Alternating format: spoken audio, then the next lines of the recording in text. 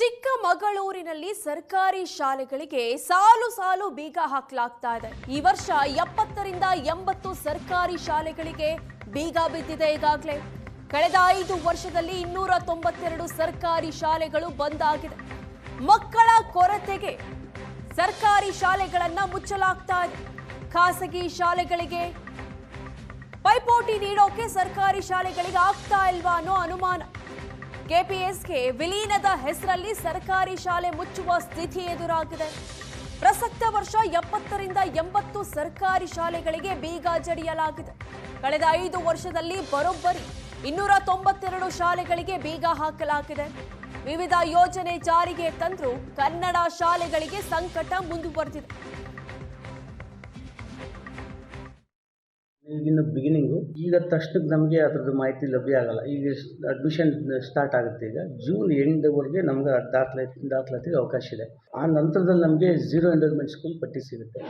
ಈಗ ಹಾಲಿ ಇರುವಂಥದ್ದು ನಮಗೆ ರಿಪೋರ್ಟ್ ಆಗಿರೋಂಥದ್ದು ಯಾವುದೂ ಇಲ್ಲ. ಎಲ್ಲ ಕಡೆ ನಡೀತಾ ಇದೆ, ಅಡ್ಮಿಷನ್ ನಡೀತಾ ಇದೆ. ಕಳೆದ ವರ್ಷ 25-26ನೇ ಸಾಲಲ್ಲಿ 21 ಶಾಲೆಗಳು 0 ಎನ್ರೋಲ್ಮೆಂಟಿಂದ ಮುಚ್ಚಿದ್ವು. ಅದರಲ್ಲಿ 19 LPS, 2 HPS. 19 LPS ಅಂದರೆ 1ರಿಂದ 5ನೇ ತರಗತಿ ಏನು ನಡೀತವೆ ಆ ಶಾಲೆಗಳಲ್ಲಿ 19 ಶಾಲೆಗಳು ಮುಚ್ಚಿತ್ತು. ಇನ್ನು ಉಳಿಕೆ 2025-26ನೇ ಸಾಲಲ್ಲಿ HPS ಹಿರಿಯ ಪ್ರಾಥಮಿಕ ಶಾಲೆಗಳು 2. ಸರ್ಕಾರದ ನಿರ್ಲಕ್ಷ್ಯ ಧೋರಣೆ, ಪೋಷಕರ ಅಸಡ್ಡೆಯಿಂದಾಗಿ ಸರ್ಕಾರಿ ಶಾಲೆಗಳು ಬಾಗಿಲು ಮುಚ್ಚುವಂಥ ಪರಿಸ್ಥಿತಿ ಬಂದಿರುವಂಥದ್ದು. ಕಾಫಿನಾಡು ಚಿಕ್ಕಮಗಳೂರು ಜಿಲ್ಲೆಯಲ್ಲಿ ಈ ವರ್ಷ ಬರೋಬ್ಬರಿ 70ರಿಂದ 80 ಸರ್ಕಾರಿ ಶಾಲೆಗಳು ಬೀಗ ಹಾಕುವಂಥ ಸ್ಥಿತಿಗೆ ಬಂದಿರುವಂಥದ್ದು.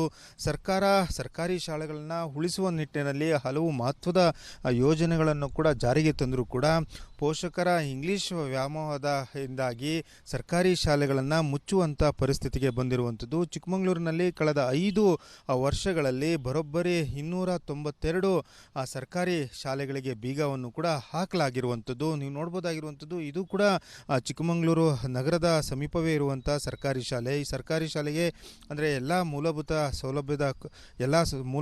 ಸೌಲಭ್ಯದ ಎಲ್ಲವೂ ಕೂಡ ಇದ್ದರೂ ಕೂಡ ಈ ಸರ್ಕಾರಿ ಶಾಲೆಯಲ್ಲಿ ಮಕ್ಕಳ ಕೊರತೆಯಿಂದಾಗಿ ಕಳೆದ 3-4 ವರ್ಷಗಳ ಹಿಂದಲೇ ಬಾಗಿಲನ್ನು ಕೂಡ ಹಾಕಿರುವಂಥದ್ದು. ಹಾಗಾಗಿ ಈ ಸರ್ಕಾರಿ ಶಾಲೆಯಲ್ಲಿ ಈಗ ಅಧೋಗತಿಗೆ ಹೋಗಿರುವಂಥದ್ದು.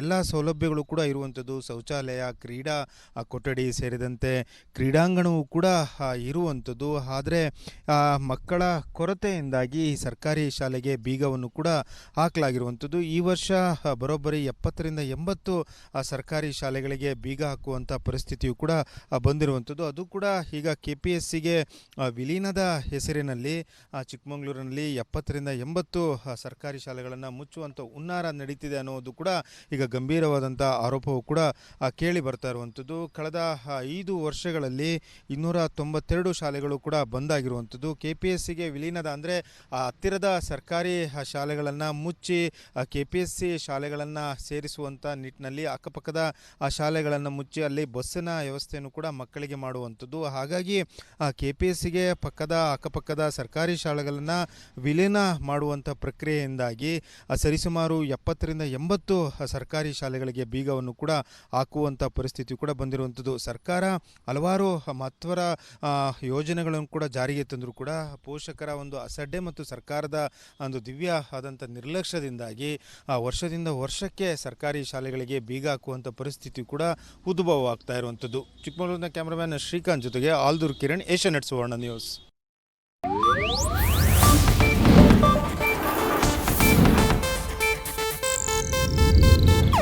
ಇದು ಏಷ್ಯಾನೆಟ್ ನ್ಯೂಸ್ ನೆಟ್ವರ್ಕ್ ಪ್ರಸ್ತುತಿ.